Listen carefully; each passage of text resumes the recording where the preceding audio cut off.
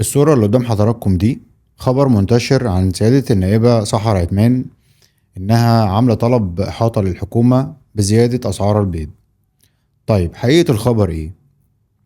سيادة النائبة اتحركت وعاملة طلب إحاطة، الحقيقة مش عشان تزود أسعار البيض عشان نكون منصفين وعشان هي طلعت أنكرت الخبر.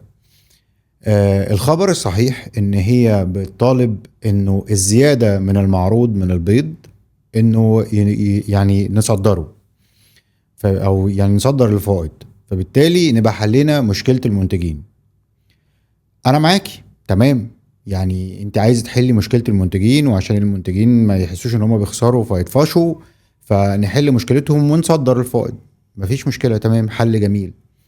بس يا سيادة النائبة حضرتك ما اتحركتيش غير لما البيض سعره رخص، يعني ما شفناش طلبات إحاطة للحكومة بأنه يا جماعة البيض سعره مبالغ فيه فنزلوه على الناس.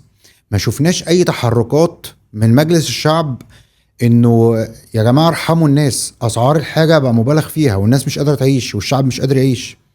حضرتك اتحركتي بس عشان المنتجين. طب والشعب اللي انتخبك يا فندم عملتي معاه إيه؟ هي دي نتيجة مجلس شعب بيجي بالطريقة اللي احنا شفناها في الانتخابات، وعشان بنبيع أصواتنا وبنبص تحت رجلينا. هو ده مجلس شعب. أنا الحقيقة مش فاهم مجلس الشعب ده وظيفته إيه. يعني أنا مش شايف أي حاجة بتتعمل للشعب من مجلس الشعب، ولا هو ولا مجلس الشيوخ اللي أنا برضو مش فاهم وظيفته بتعمل إيه. ربنا يرحمنا ولنا الله.